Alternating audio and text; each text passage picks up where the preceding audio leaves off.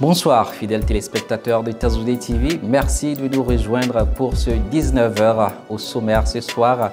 Une meilleure qualité des services financiers au Mali au bénéfice des consommateurs. Les acteurs se concertent pendant 2 jours. Les explications, c'est tout de suite dans cette édition.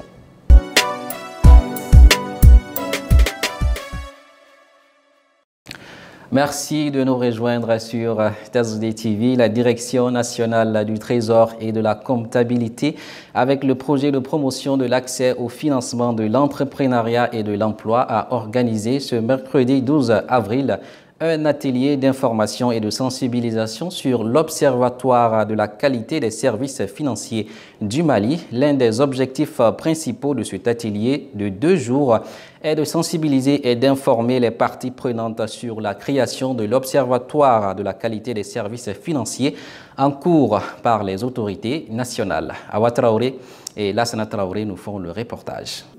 Un financement de la Banque mondiale accordé au gouvernement le 20 avril 2021 prévoit la mise en place d'un instrument financier dont la mission sera de promouvoir la qualité des services financiers et favoriser l'amélioration de la qualité des relations par les prestataires des services de financement auprès des banques et gestion financiers.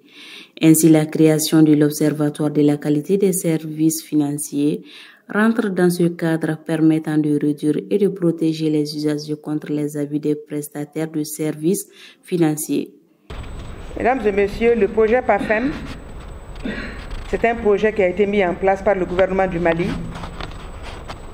à travers un accord de financement signé avec la Banque mondiale le 20 avril 2021 pour un montant de 60 millions de dollars sous forme de prêts et de dons pour une durée de 5 ans pour faire face aux défis de l'inclusion financière, du financement des micro, petites et moyennes entreprises et de la création d'activités génératrices de revenus, particulièrement au bénéfice des jeunes et des femmes dans les régions nord et centre du Mali. En outre, l'Observatoire de la qualité des services financiers dont la mise en place est en cours s'inscrit aussi dans le cadre du renforcement de la protection du consommateur qui d'ailleurs garantira l'environnement institutionnel financier. En effet, l'OQSF Mali sera chargé d'examiner toutes les questions relatives à l'amélioration de la qualité de la relation entre les opérateurs de services financiers et les usagers et de proposer toutes les mesures appropriées dans ces domaines sous forme de recommandations. Sa mise en œuvre, sinon sa mise en place, vise notamment l'amélioration de la transparence dans la tarification des services financiers afin de garantir un environnement institutionnel propice au développement des relations de confiance entre les institutions financières et leur clientèle.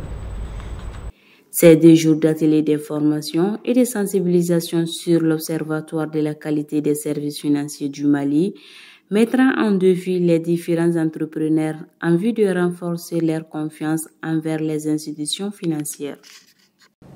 Pour promouvoir un engagement actif et constructif de toutes les parties prenantes en vue de définir les priorités nationales dans le domaine de la protection sociale, l'atelier sur le dialogue national pour la définition d'un socle de protection sociale est lancé ce matin à l'hôtel de l'Amitié avec le partenariat de l'UNICEF et du gouvernement du Mali. Compte rendu avec Moussa Samanké et la voix de Awa Traoré.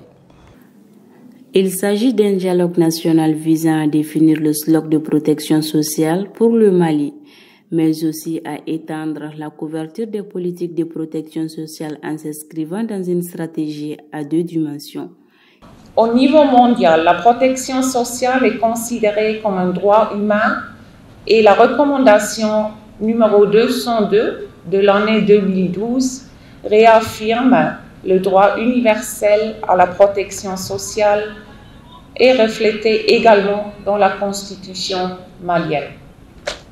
De plus, rappelons que parmi les 17 objectifs de développement durable, 5 objectifs et cibles sont directement liés à la protection sociale, ce qui montre l'engagement important dans ce domaine au niveau mondial.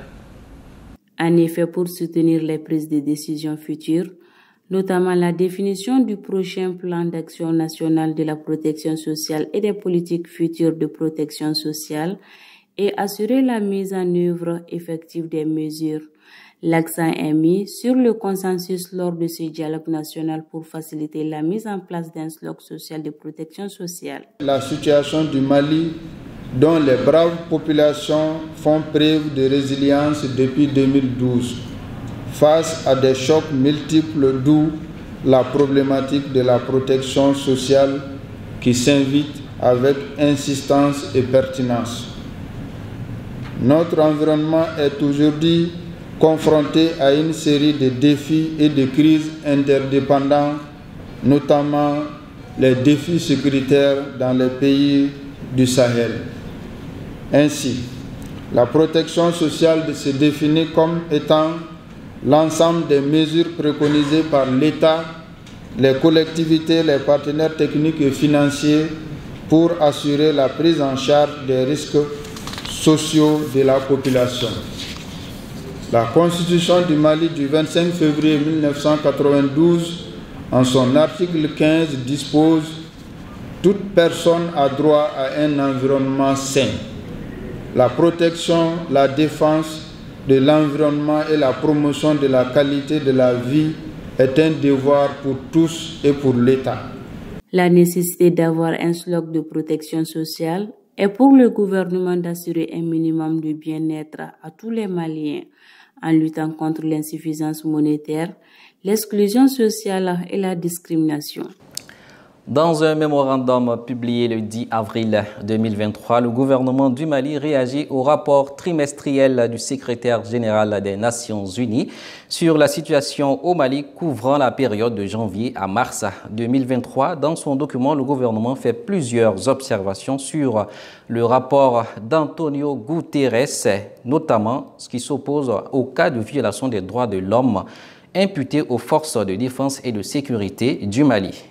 Dans son rapport trimestriel couvrant la période de janvier à mars 2023, publié le 30 mars, la MINUSMA incrimine les forces de défense et de sécurité du Mali de violation des droits de l'homme. Dans le même temps, le document de 21 pages du secrétaire général des Nations Unies recommande aux autorités maliennes d'accélérer le processus de transition afin de permettre au retour à l'ordre constitutionnel devant porter un civil au pouvoir.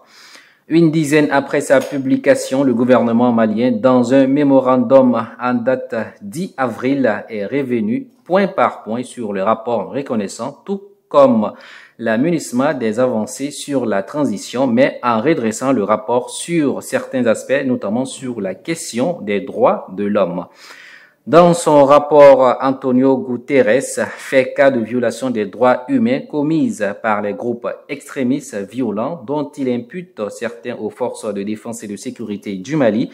Je cite, la MINUSMA a documenté et vérifié 224 cas de violation des droits de l'homme, comprenant des meurtres de 82 hommes, 5 femmes et 8 enfants, des blessés de 30 hommes, 19 femmes et 30 enfants avec des enlèvements et disparitions de 42 hommes. Détaille le rapport, ces chiffres donnés par le secrétaire général sont déplorés par le gouvernement malien. Pour cause, il note l'absence de preuves tangibles fournies à ces accusations qualifiées de graves.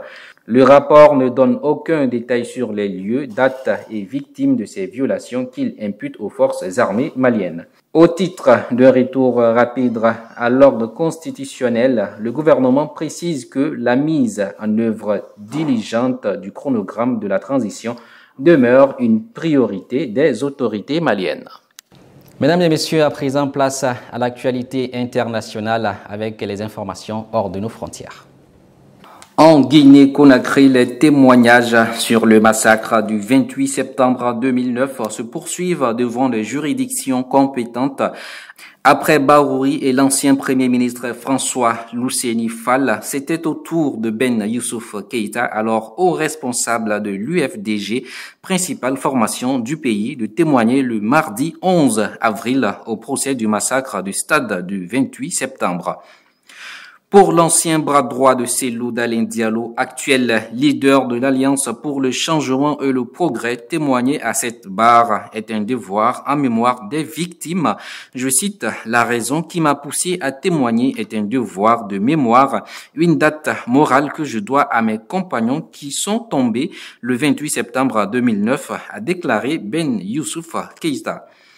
Pour nous qui avons eu la vie sauve, continue-t-il, nous devons témoigner pour ceux qui sont morts pour la démocratie pour laquelle nous nous battons. Ben Youssouf Keïta explique que ce jour-là, dans le stade du même nom, des dizaines de militaires de l'opposition du régime militaire d'alors dirigé par le capitaine Moussa Dadis Camara avaient été sauvagement massacrés par les soldats de l'armée régulière. Et ainsi prend fin notre édition. Merci de rester fidèle à Tazoude TV. Retrouvez-nous demain pour une suite de l'actualité. D'ici là, portez-vous bien et bonne suite de programmes sur Tazoude TV, la douceur au quotidien.